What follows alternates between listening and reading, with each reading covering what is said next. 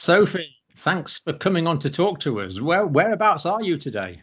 Bonjour, hello. Bonjour. As you can tell by bonjour, I'm actually calling from France, Right. in particular, a very small town near Paris, which is called Clichy. But for those people who don't know France very well, I live in Paris.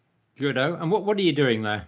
I'm actually a teacher, examiner, and a very busy teacher at the moment. So I live behind the screen, and my off screen time is listening to your videos. Thank you. So you moved online basically. You've moved from physical teaching to online teaching. Yeah, just like that. So I would say Wow. that for the first lockdown actually happened on March 17th. March the 17th. Yeah. I knew in my head that the lockdown was going to start 2 weeks before Right. it actually happened. So I started preparing myself, as in stocking up on food. Since January, I've been looking for different masks, hand gels, gloves, warning my students of all ages and all levels of English what to do to protect their health. So you'd be quite amused by the things I used in class, like with children, how not to touch the eyes, how to touch the face, how to wash the hands, to engineering students who had to discuss different online tools that you can use for learning. So it doesn't matter what age, what background. I talked about the COVID for about 2 weeks. Right. And when the lockdown happens, I was ready. Right. But So you're teaching English to all sorts of different people at all sorts of different levels, from children through to sort of degree level. yes, I teach. My age group has been from the age of, say, 7 until the age of 85. Okay, so that's a fair range. Yes. So I'm 79, 78-year range. teaching every age, every level, and a lot of different nationalities as well. Yeah. So how's your French, Sophie? Comme ci, comme ça, je parle français avec un accent un peu fort. Some people say, oh, you speak English, you speak French with an English accent because you're trying to promote your profession. And I say, no, I just moved to France too late, and I've still kept my British accent when I speak French. But I know how to communicate. Absolutely. And how long have you been there for? Since 2002 now. Oh wow! So so you're fairly naturalized then. That's a long time. Actually, officially naturalized. I've been French now for more than 2 years. Wow. Okay. So you're following the newspapers and the media and the general goings on. I check globally what's happening, and I check nationally what's going on. I check locally what's going on. Yeah. When is the first time you heard of this new novel coronavirus disease, if you cast your memory back? When did you first hear about it in France? Well, for me personally, not from French media, it was actually in January, simply because I actually planned to go to Japan to see one of my best friends, Hisako. Hello, Hisako. I'm sure they're watching. Yeah. And then I wanted to buy my ticket, and one of my best friends in Canada, hello Monica, actually advised me to book a ticket with Air China. So I booked a ticket with Air China, and literally 5 days after I booked my tickets, the news started coming on that the virus was becoming official. Right. I started panicking, so I started visiting different pharmacies and shops in January, looking for masks, looking for hand gel, looking for everything to protect myself, thinking I was still going to go to Japan via China. And it's only after things started really accelerating, when I was following your videos and I saw what was happening in Iran and also in Italy, I thought, I'm definitely not going to Japan. So I actually cancelled my ticket, and that very disappointing though. Yes. Disappointing for my friend in Japan who's been waiting for me for a long time. Well, what's the name? I think you should give them a quick message. The friend I was supposed to see in Japan is Sasako, one of my best friends. My friend who actually helped me to buy my ticket is Monica. And I was supposed to meet my mother in April. So, of course, all that. This has been one of the hardest things, hasn't it? Separating parents and children in this pandemic. The take the Flybe. I always fly to England via Flybe because it's a direct link from Paris to Southampton. And I wasn't aware that Flybe had some difficulties before the COVID.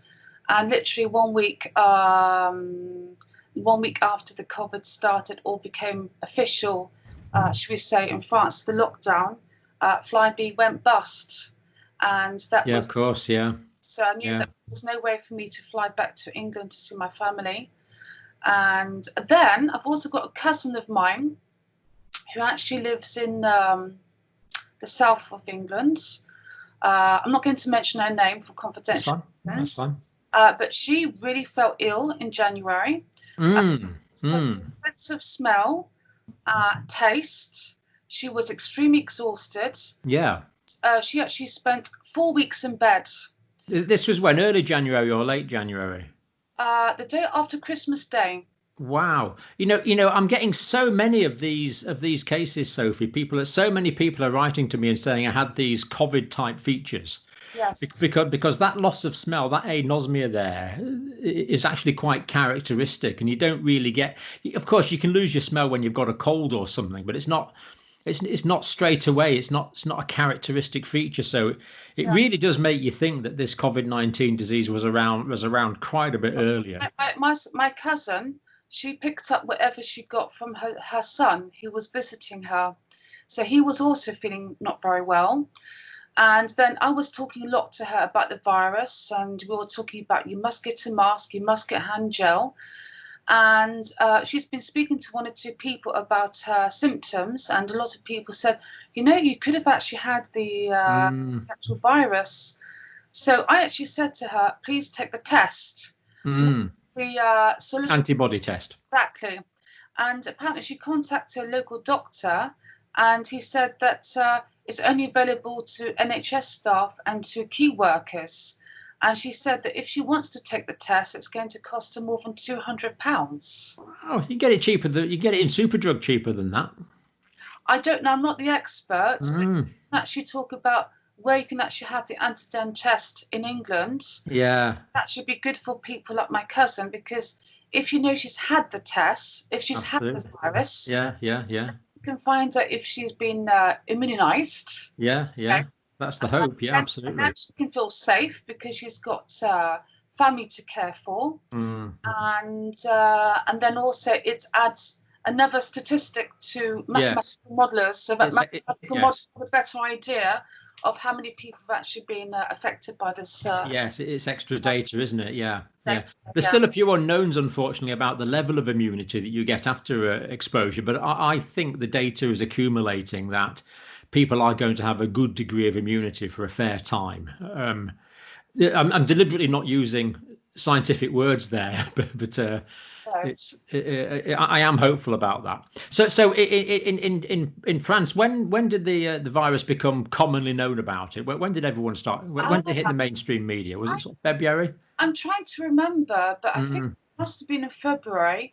Yeah. It's because there was a case in the east of France, in Condam-la-Joie. I can't pronounce it, but it's neither can I.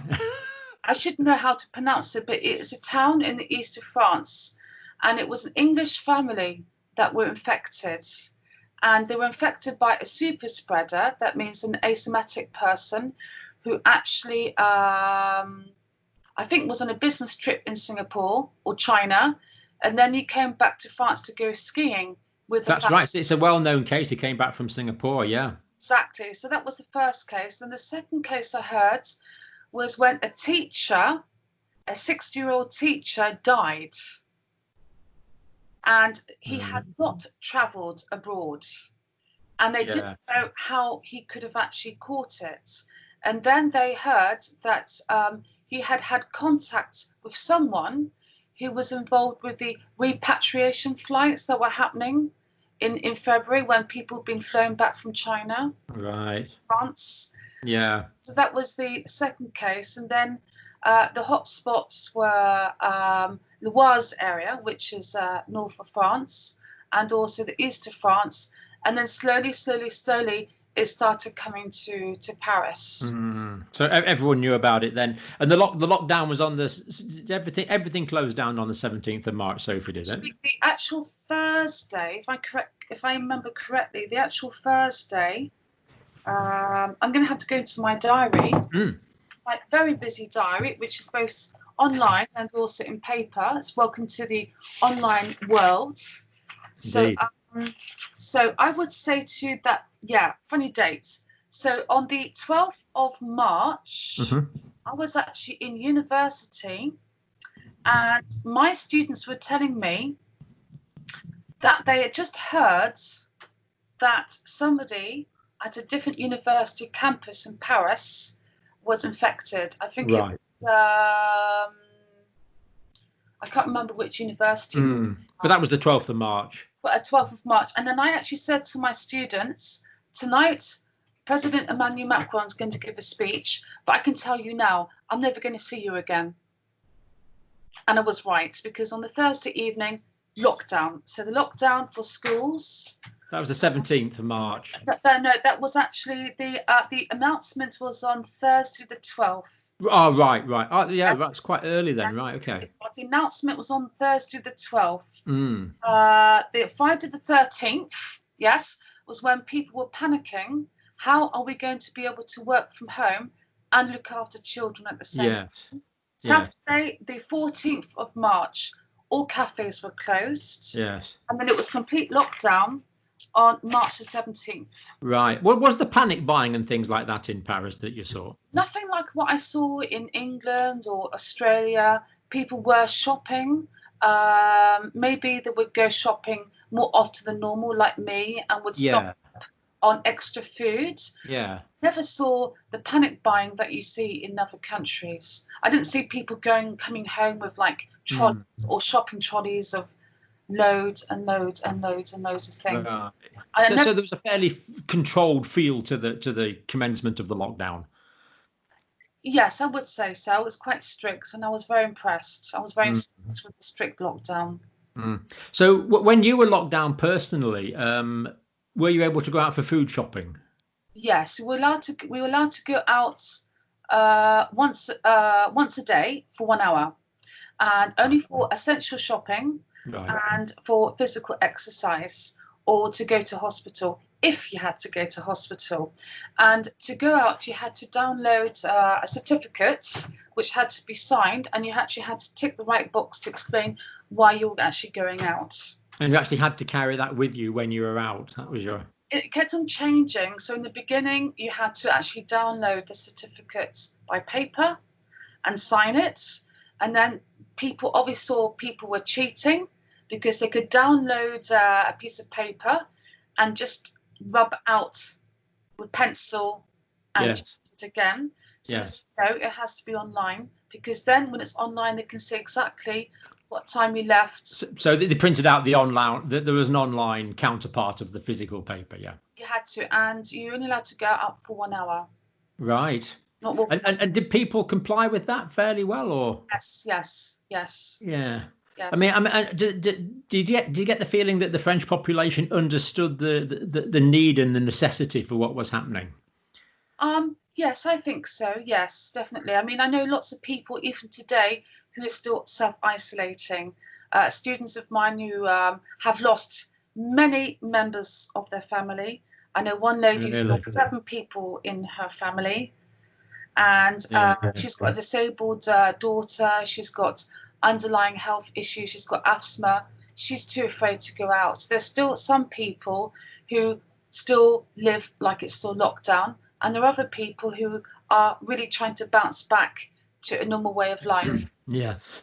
So there's basically some people are still guarding. That's what you're saying, because they're in particular high-risk categories. Yes. And is the facilities available for those? Do they get supermarket delivery, prioritization, and things like that? Oh, yes. I mean, basically, food delivery is so easy. Like, for example, there's been Click and Drive here. And I did speak to my family in England about online shopping, but there was no issue in France. It was very easy to get online shopping.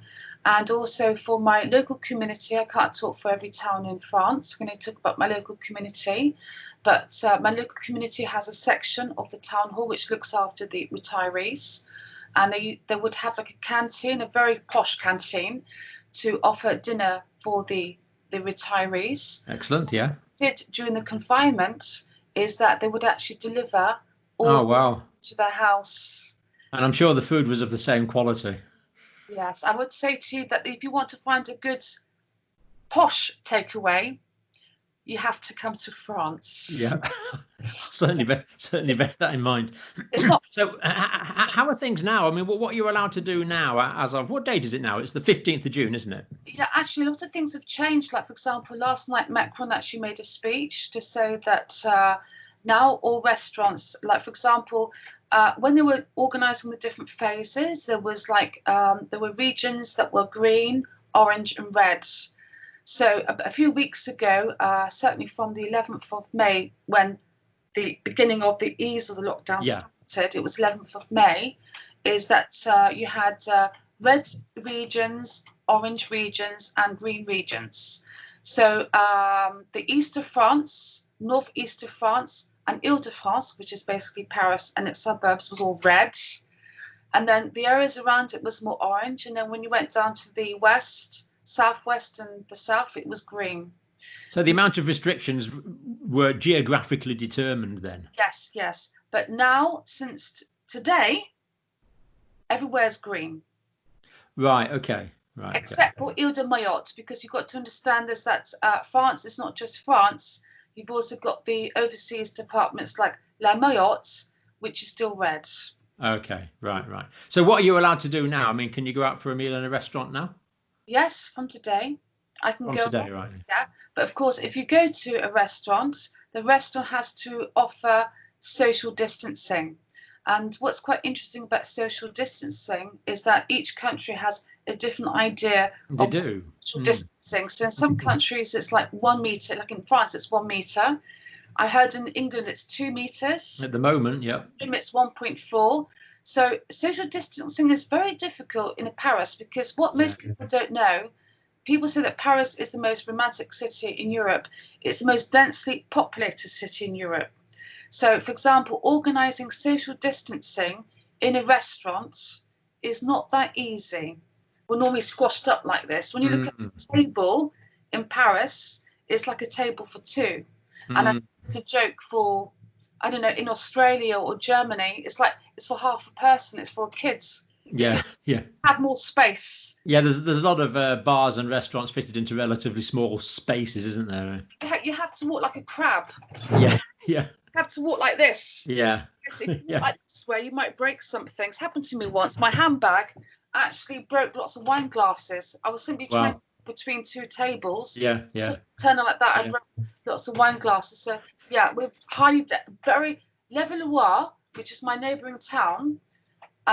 Don't quote me, but it has been said to be the most densely populated town in Europe. Right. So that's got obvious implications for potential ongoing spread, hasn't it, with that sort of... Yes. So my best friends in here and I, we've actually worked out when is the best time to go to the park. Yes. In France, the heart is in their belly. Lunchtime is very important. And especially on a Sunday, you're not going to see people going to the park to have lunch. They're going to be cooking lunch at home. Right. I went to the park yesterday at about 11 o'clock, 12 o'clock. There was hardly anyone there because everyone was enjoying their Sunday lunch. But in the afternoon, it got busier. So I've actually learned if I want to go to the park and have the whole park to myself, it's to go do lunchtime. Good tip. And of course, you can have your Sunday lunch at tea time. That would be absolutely fine for us, wouldn't it? That would be, yeah. But about what time to have lunch. So sometimes I'm busy working. Yeah. And my partner says bon appetit, and it's like, well, actually, I'm not eating. I'm busy working. I'm not lunch later on, but at the moment, I'm busy working. Yeah. Now, what's the culture as regards mask wearing in France? Okay, so masks. Okay, so I remember in January and February, I was looking everywhere for masks, and I couldn't find any because at the time there were still people going to China for business or still traveling for business. So they were buying the masks or buying up the masks. And there was me buying masks just in case I do travel. And then I eventually did find some masks, and then the government stepped in, because what was happening is that some people were selling masks at a premium rate. Yeah. And so the government felt, okay, it's not correct. There's obviously a black market going on. So they requisitioned all the masks for the health workers, and then gradually started giving out masks to the general public. So everybody participated. So, for example, I know lots of friends of mine who actually made masks for the local town hall. Yeah. And of course, it's not masks, it's face covering. This is the key thing, isn't it? Yeah, exactly. So that's the correct term. My local Cambodian or Vietnamese, I think it's Cambodian. Yeah, I've got a little restaurant. I think the man is from Cambodia and his wife's from Vietnam. So the restaurant was closed, of course, but they thought, okay, what can I do? So they started making masks or excellent coverings, and really pretty ones for children. Yeah. And then every single friend I've spoken to who live in different communities in France, every town hall has been providing masks for free to every resident. So in my town, in Clichy, everybody had the right to have a mask, a washable mask, not washable face covering. Absolutely. Soapy water will kill the virus. Yes, I mean, what I do is sometimes I leave it to the side for maybe a day before I use it again. Or if I really want to, I put it in the washing machine at 60 degrees. And then leaving it in the sun, of course, the ultraviolet will kill it as well. Yeah, and also another friend of mine who works at the same university as me, that particular university department was very proactive.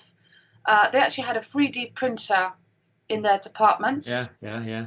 And picked it up from the department, ordered the right material online on Amazon, and during the so-called Easter holidays, his living room became a factory. Made 200 visors. Wow, the 3D printers, yeah. Oh, that's from my friend Ming. I'm very proud of you, Ming. So am I, Ming. Well done, Ming. But there's many people have done it, not just. I don't know everyone that lives in France, but yes. So you can find visors. I bought my visor. I can show my visor. Yeah.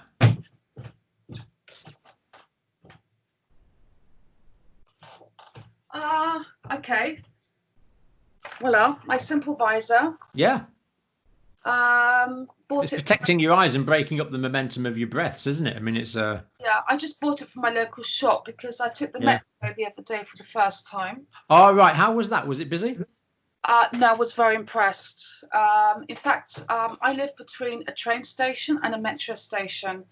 My metro station is what most people call hell. It's the busiest metro line in Europe, line 13. The ligne de fer, enfer, means the hell line. Yeah. And the actual train. So I took the train because there's actually a Canadian-built train, which is actually quite big. And when I actually arrived at the train station, I was so impressed. There's a tannoy, which reminds you that if you're not wearing a mask, you'll find 135 euros. Wow. And then when you actually arrive when you actually go into the train station, there's even like a ribbon to show you which way you can walk in and which way you can walk out, so you can't crisscross like they used to do before. And when you actually arrived on the platform, they had circles on the actual platform showing exactly where you are allowed to stand. Were people complying with this? Yes. And then when I actually got on the train, there were stickers showing exactly where you can and can't sit. And I've just received a message from a friend of mine who's now in the south of France. Hello, I won't mention her name. And she sent me a photograph of the metro in Marseille. And again, there are stickers on seats to explain where you can sit, and even little stickers on the train. Excellent, yeah. You can stand. So I was very impressed with what RATP and SNCF has done. So this is all over the country, yeah. And not only that, during March and April, when it wasn't possible to use public transport, if you had a yearly pass, like I do, you were reimbursed Right. transport. So I didn't have Excellent. my yearly metro pass for April and March. Right. I was very impressed. I don't know what's happening in this country about that. I don't think it's quite as generous somehow. I'm not Uh, really sure. I have been. I mean, France has had its own problems with demonstrations, the Yellow Jacket movement. Is that still quite prevalent in France, is it? Not as much as before, but if it's not the Yellow Jackets, it's something else. And as you've seen around the world, there have been many demonstrations for the Black Lives Matter. Yeah. And 2 weeks, no, actually, was it last Tuesday? There was a big demonstration in Paris, and it was 15 minutes walk from my flat. It was actually, I think, on the 2nd of. I think it's on the 2nd of June. Right. It was a big demonstration for Black Lives Matter. Go because it was working. Plus, I don't like big crowds anyway. And I do know that perhaps in the beginning, the demonstration was quite peaceful, but towards the end of the evening, it became very violent. And my local police station was basically smashed up. Really? Yeah, it was on the national news. Dear me, yeah. In France at the moment, is there a culture of keeping like restaurant spaces and things well ventilated? Because I think this is going to be a major factor in the spread of the virus. The stuffier the environment with more people in it, the more likely it is to spread. So do people tend to open the windows in France? Yes, but basically the last time I went out was yesterday. And until yesterday, you could only eat outside or drink outside. You couldn't actually eat or drink outside. But what's actually happened, which I think is in a good way, is that some restaurants have actually been putting tables and chairs, sometimes on the pavement or on the other side of the pavement. And I heard that in the centre of Paris, in some places you can't drive now. It's become Right. pedestrianised. So, like, for example, the main, should we say, lung, or should we say the main vein of Paris is Rue Rivoli, which crosses through Jardin de Tuileries and right through Paris. That has been completely pedestrianised now. So no cars. And that's really good news from the pollution point of view as well, because we also believe that air pollution makes the spread of the virus more likely. Well, I mean, I would love the centre of Paris to be pedestrianised. I think Paris will become an even more beautiful city. Absolutely, yeah. This is happening actually in the West End of London at the moment. They're actually extending cycleways and extending pavements. That's what happened here too. Yeah, and by necessity, that means less cars. And that was also quite a big feature in New Zealand, of course. Oh, yes, it was. Yes, it was. Yeah, they did this quite a lot. So they'd have, the pavements there would end up being about sort of 10 meters wide. So there was no difficulty with physical separation. And they were encouraging cycling, which, of course, is an individual form of transport outdoors. So absolutely, it's probably the safest way you can get around in terms of COVID-19. I can't talk about every town, but it's certainly in my town, we have new bicycle lanes. Okay. And also, which is quite interesting, is that the government, I don't know about now, but certainly I looked into it about 2-3 weeks ago, that it was possible to get a €500 loan towards buying an electronic bike. I think that's brilliant because not everyone is fit enough to cycle. Yeah. But if you've got a motor, then you just sit and the motor does the work for you. I really think that is the way to go for. Then even people with conditions or older people could still cycle without having the physical effort. And you've got individualized transport and it's outside. That's the key thing. If it's outside, you're diluting the virus. Yeah, I mean, basically, Paris is overpopulated and I've always tried to avoid line 13 as much as I can, and I've managed to. It's called being a real Parisian. I know how to avoid very busy trains at peak hour. But I do have some friends of mine. I've got one local friend who actually has a foldable electric bike. Yes. It cost him €800. Yes. And he uses it everywhere. He doesn't need public transport. Yeah. So is there a culture of cycling in France anyway? Nothing compared to Oxford, where I used to live, or Cambridge, or Amsterdam. But I mean, you've probably heard of the Velib.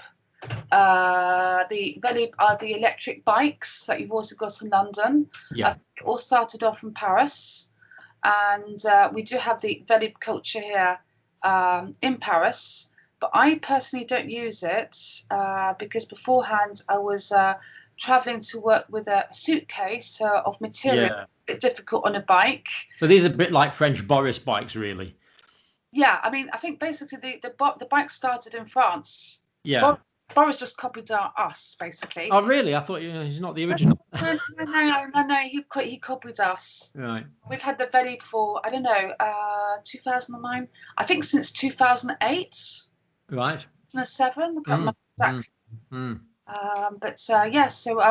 But I don't like taking the bike because, accidents do happen. Oh, if you haven't got dedicated cycle lanes, it's just so dangerous.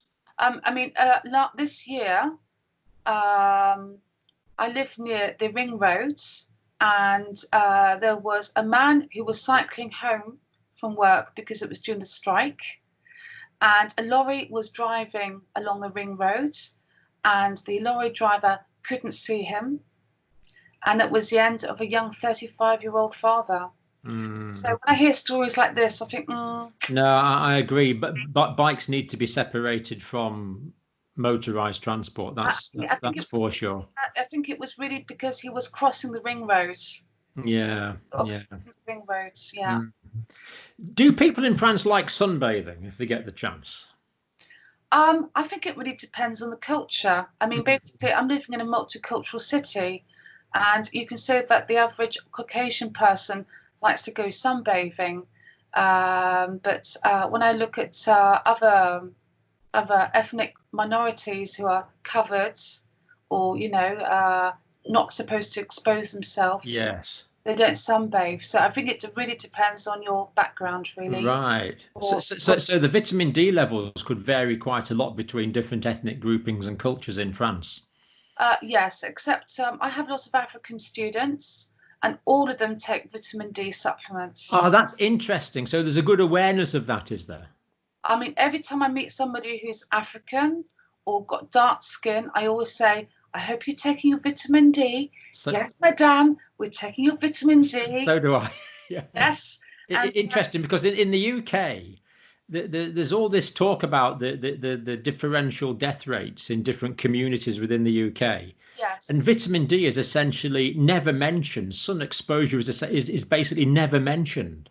Well, I mean, basically, and I'm just delighted to hear that there's an awareness of it in France. And as a teacher, I do spread the word quite a lot. Excellent. Okay, so if they weren't taking vitamin D supplements before, they definitely are now. But I spoke to one lady today, a lovely lady, training to be a top French cook. She actually comes from Congo, Brazzaville, and I asked her, okay, I'm going to speak to my number one idol, which is you. And I said, do you have anything to say? And she says to me, well, I've always taken vitamin D, but now that it's the COVID, she takes it all the time. She eats a lot of fruit, a lot of vegetables, a lot of fruit. And I mean, in her community, she comes from Congo, Brazzaville, but she lives in the Parisian area. So it's a very dark-skinned people group there. Yes. Basically, she lost 7 people in her family, ranging from the age of 27 and 70 years old. Oh, no, that's her relatives living in France? Yes, all of them.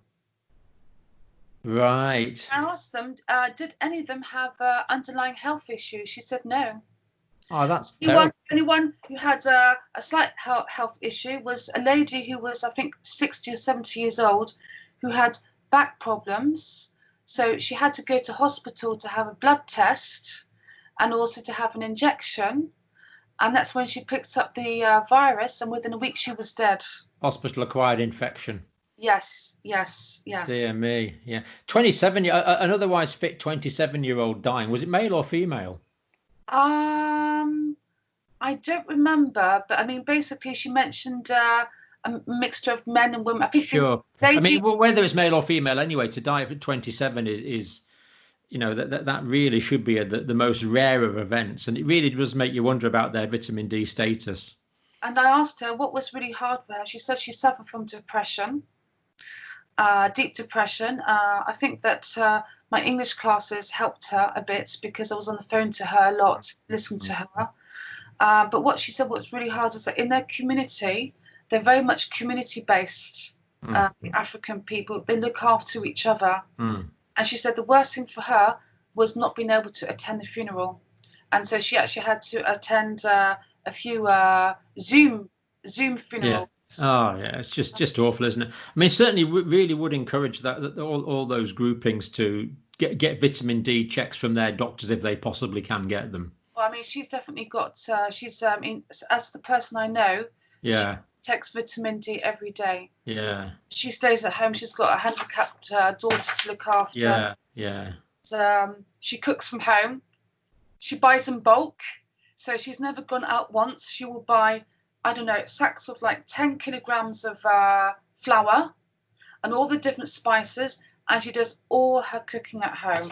And I said to her as a joke, thank goodness you're a cook, because I know quite a few people that don't know how to cook, and certainly the lockdown was a nightmare for them because indeed cooked before who relied on invitations to restaurants by clients or invitations to eat in nice restaurants were suddenly forced to cook for the first time. Well, maybe skills will have been acquired.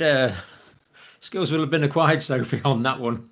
Cookery skills, IT skills. Yeah. A lot of IT skills. Yeah. And, cookery skill, many different skills. I think basically one thing I've learned is that well, we've all had to learn to be autonomous as much as possible. It's been hard. How do you see things going in France over the next, well, for the rest of 2020, really? How do you see things? It's very difficult to say. I mean, I check the worldometer every day, the John Hopkins worldometer, and I can see that the number of deaths are dropping. The cases go up and down, up and down, up and down. And for me, it's very difficult to say what's going to happen. I mean, I'm hoping to go to England this summer to see my family. And it's just to see my family. Otherwise, in some ways, I feel safer. I feel safer in my apartment. I feel safer, but I want to see my family. So what I'm a bit concerned about is what's going to happen in September. Because in England, it's very different to France. In France, we've got very much a structured year. It's called la rentrée. So by June, everyone's planning their holidays and going away, and the offices are half empty anyway. But by September, that's when the year really starts in France. It's not January, it's September. It's when everyone goes back to school, everyone goes back to university, and a lot of people go back to work. They like to have their holidays in August. So I think a lot of people are concerned about what's going to happen if there's a second wave in September. At the moment, some people say there will be a second wave, other people say there won't.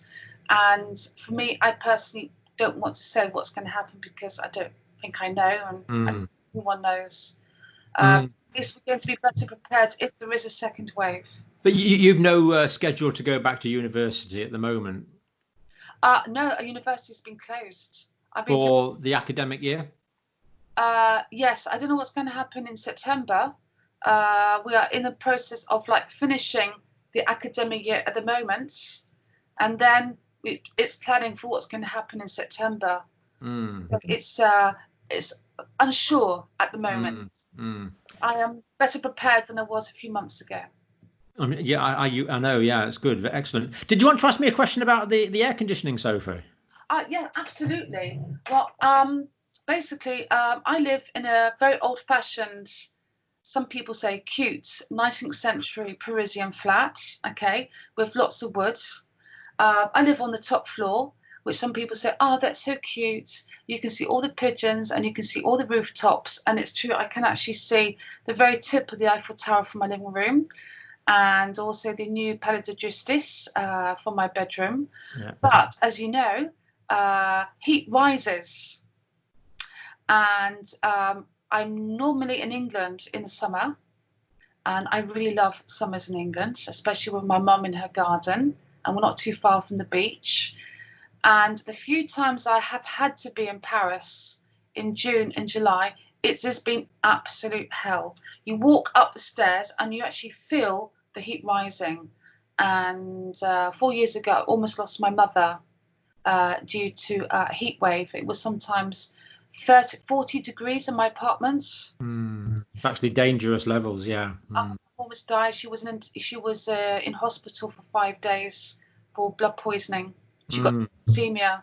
So I didn't want to relive that experience. I thought to myself, what am I going to do if I stay here? And a fan works really well alone. Yeah. If it's like 25, 30 degrees, but it doesn't work when it's 40 degrees. It's like a hairdryer when you're using, So I looked into possibly getting an air conditioning system, because I said to myself, okay, if it gets really too hot in my apartment, do I really want to go to a restaurant or a public place like a shopping centre, which has got air conditioning?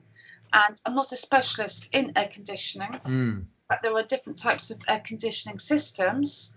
And I didn't want to go through another level of, should we say, not stress, but more planning, actually reading up what type of air conditioning system is used in certain places. So, well, I'd rather use my own air conditioning.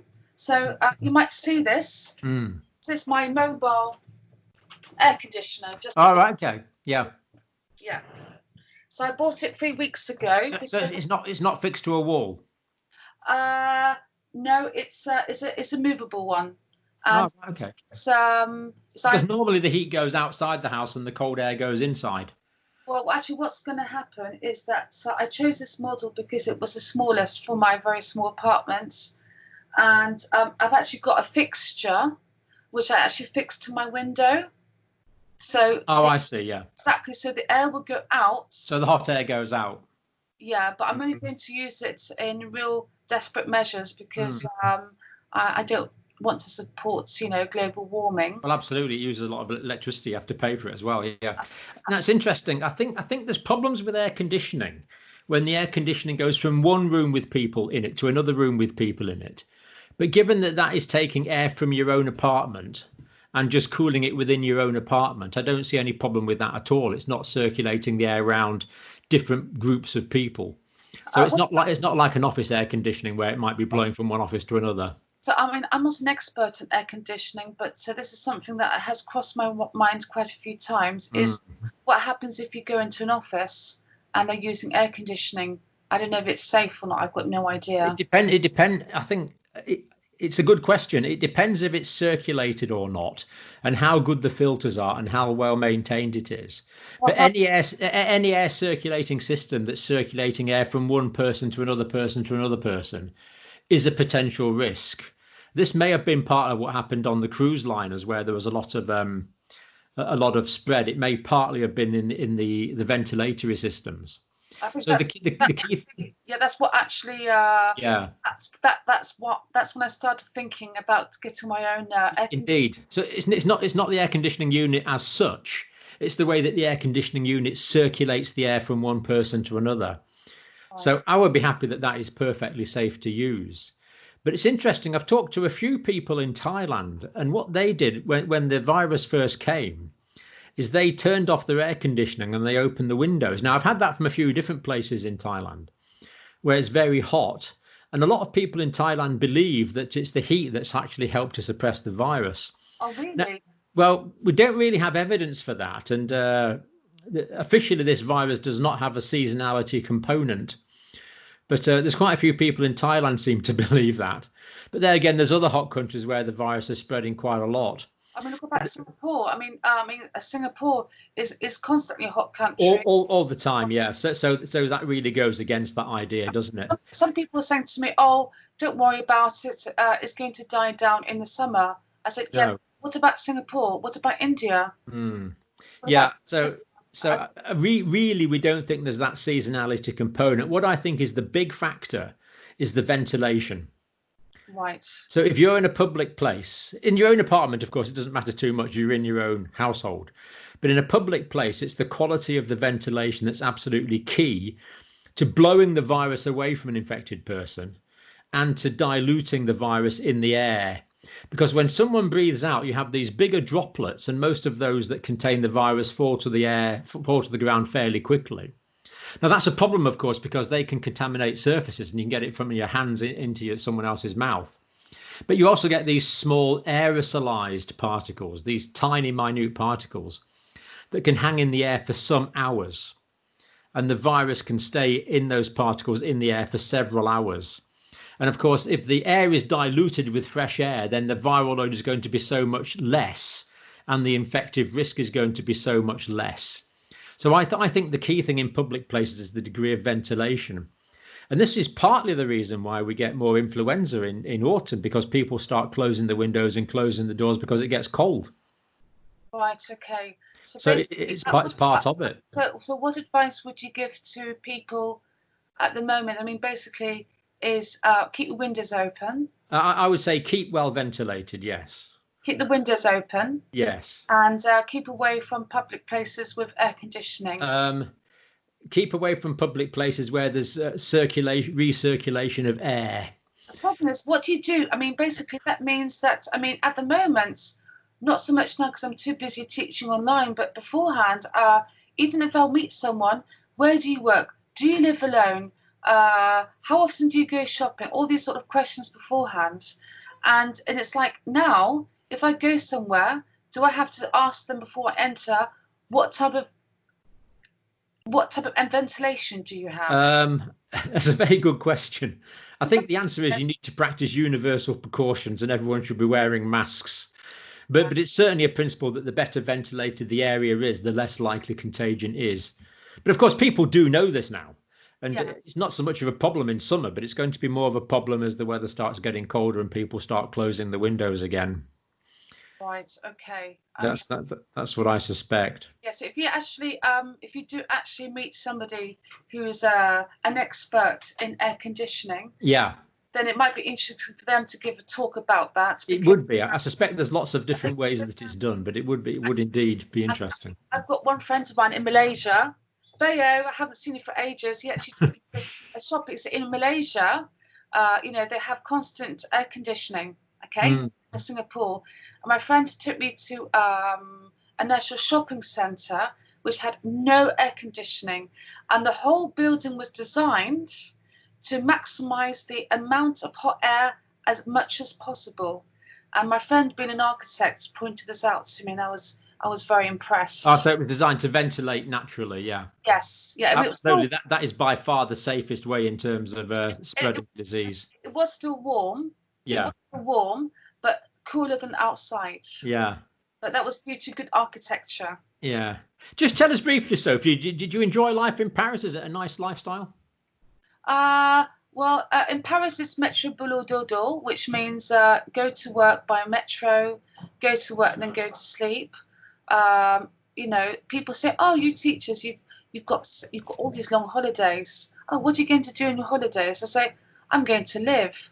I say, "What do you mean?" "I'm going to watch TV. I'm going to read a book. I'm going to cook. I'm going to do my sewing. I'm going to do some DIY." Because, as you know, as a teacher, especially if you put effort into your work, it's more than a profession. So I do enjoy it when I can enjoy it. But at the moment, enjoyment has been going for local walks and discovering new neighbourhoods, which I didn't know that existed before. Interesting. Yeah. So there's something happening on Thursday. Is this Thursday? There's something happening. I think I've heard. Yes. Well, what's happening this Thursday? I've got to remind Mum this. Oh yeah. Mum was very busy 50 years ago, but 80 years ago, yes, there was a very big event in London, and this is how should we say, a day to remember good relations between France and England. Absolutely. And it's the day when General de Gaulle, my French hero, was in London and made an announcement over the BBC to talk to the Free French. And as you probably know, he became the next president of the new republic. So the 18th of June is a very important day in France. 18th of June. Yeah. Yeah. And I do know that. So that event's still remembered in France, is it? Every year. 10 years ago, when it was the 70th anniversary, my mother and I were invited as sort of VIPs. We went to Montbéliard, where we actually saw Chirac and we saw Nicolas Sarkozy as well. And we met different members of the resistance and the Free French movement. Wow. And we went to an amazing ceremony to remember the 70th anniversary of the Appel de 18 Juin. And of course, this year is the 80th anniversary. But as you know, everything is not happening. But I do know that Macron will be with Prince Charles to remember the 80th anniversary of this important date when the French and the English were together. You know, what amazes me is Winston Churchill actually offered to make England and France one nation. Oh, wow. I didn't know that. Yeah, he did. He offered to make England and France one nation. I think it was in 1939 or 1940. Wow. Quite amazing. Not a lot of people know that, but it is quite an amazing thing. So message to your mum and your sister. Hello, Mum. Do you remember what happened to you 50 years ago? What did happen, Sophie? Well, actually, there was the general election. And my father told me it's the general election. Apparently it was raining. And then about 9 o'clock in the morning, a little Sophie arrived. Oh. And my father always said, oh, Sophie, don't forget, you were born when Edward Heath was made Prime Minister. And you were born on the anniversary of the Battle of Waterloo. And this is what my father kept on repeating every single year. My father hasn't been with us now since 2009. Okay, yeah. And so I came to this world 50 years ago. Special birthday. I've said to a few friends who are already in their 50s, welcome to the club. I was teaching them new expressions, and I know that I can't be with my family today, but maybe this is a little surprise to say. Hello, everybody. Absolutely. Yeah. Sophie, that is wonderful. Quite fascinating insight into your experiences in France. I can't think of anything else to say. We've learned about the epidemic. We've also learned a bit about sort of the way of life in France and the cultural attitude. So do you want to conclude with a bit of a goodbye in French? Not that I'll understand it, but. Yes. I've got a bit some background music. Oh yeah, go for it.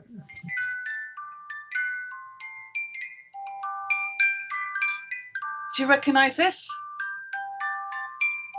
Yeah. Okay, so this is the Marseillaise. So this is a piece of music to say to the French to remember the Appel de 18 Juin and to work together as compatriots, as we like to say in French. That is working together to solve problems, especially with pandemics. That's all about being together rather than being divided.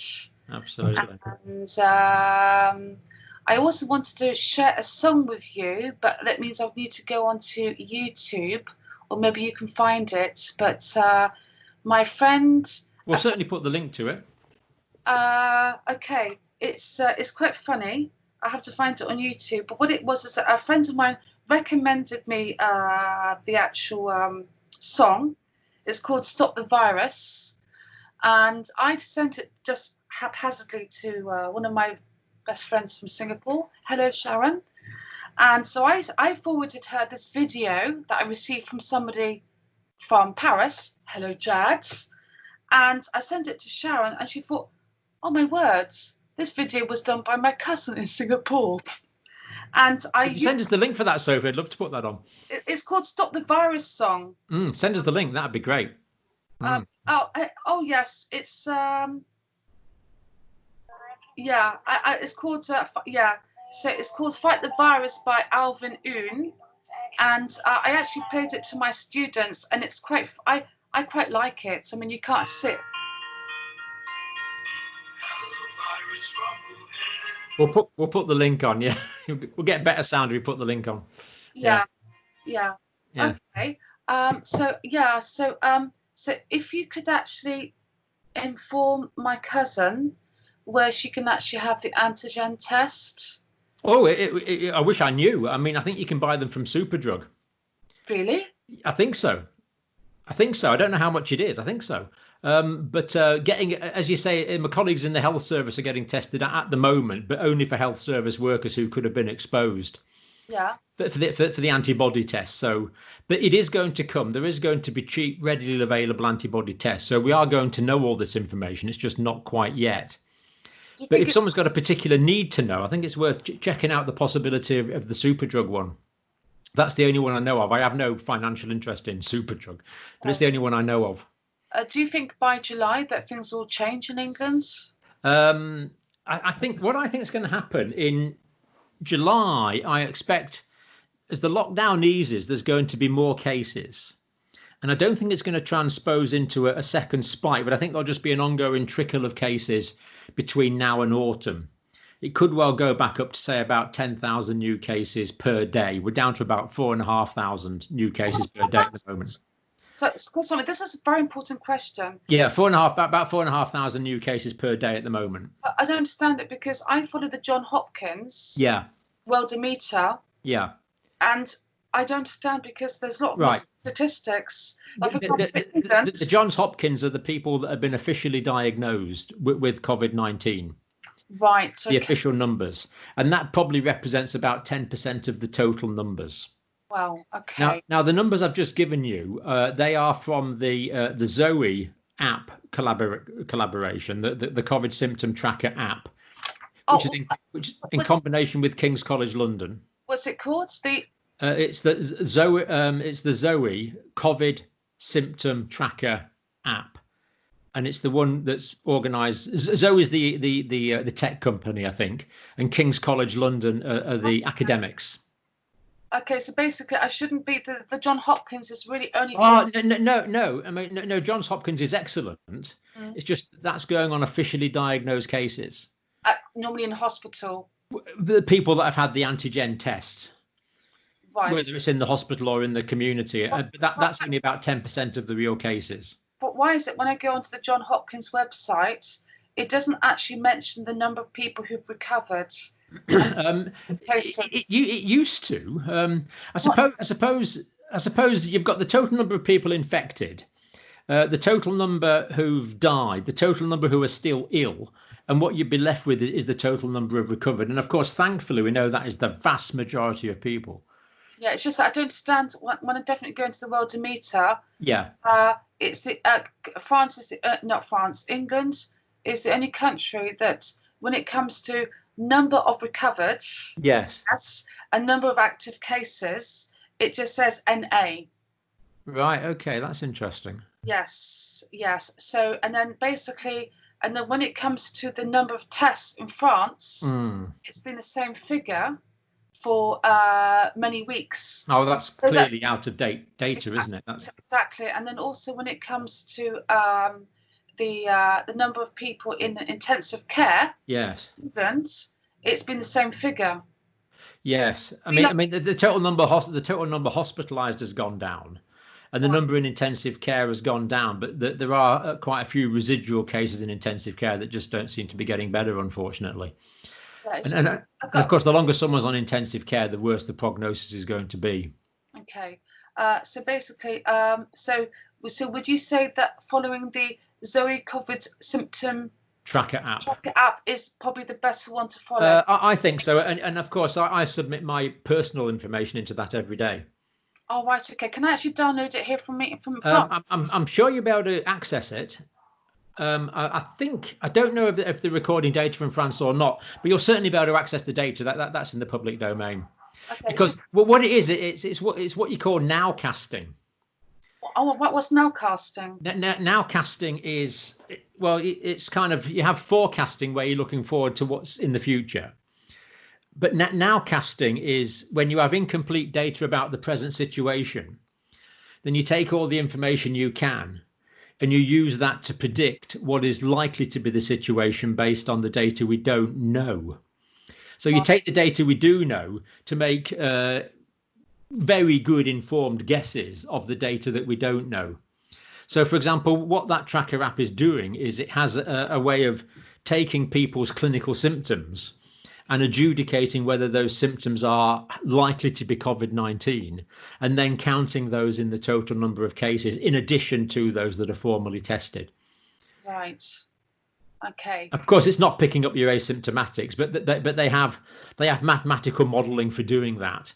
So that they end up with a nowcast saying, I'm pretty sure today was 4,500 new cases per day, down from about 12,000 cases just a couple of weeks ago in the UK, new cases per day. Wow. Yeah, but because we're looking at who knows, 5 to 10% of the population has probably been infected already. Okay, so but of course that means that there's still another 90% of people out there can get infected potentially. So I think people have to realize we're just actually at the start of this pandemic in terms of number of people that are still vulnerable to being infected by a novel virus. Yeah, I'm a bit concerned. I mean, basically, I'm obviously concerned about people who are very vulnerable, like my mother. This is the issue. For your demographic and your age group, your level of risk, of course, is very low. Yes. I'm slightly old, well, quite a bit older. I'm male, therefore my risk is quite a lot higher. Right. Yes. I'm 12 years older than you, so my risk is higher. But being a man carries a higher risk as well. Right. So your risk is actually relatively low, fortunately. Yeah. And especially as you appear to be healthy, so that's encouraging. So I live alone, which has its advantages and disadvantages. Indeed. The advantage is that basically I can only infect myself and no one else.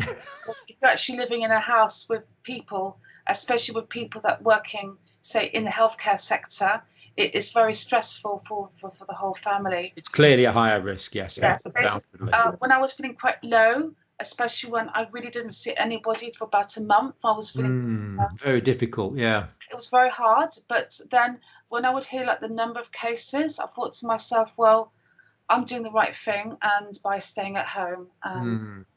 But oh yes, I have done. Oh, we have the app. We have the app in France now. Oh yeah, it became to public use on the 2nd of June. Is it voluntary? Yes, it is. It's not compulsory. Some people are not for it. They say, well, I live in a green zone. I'm always seeing the same people, so I don't need the app. And some people are not into it because of privacy issues. But I just think to myself, if I see the same people over and over again, that's fine.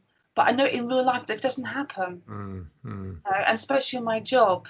So I downloaded the app, and I don't know how many other people have downloaded it, but at least on the first day it came out, about 600,000 people had downloaded the app.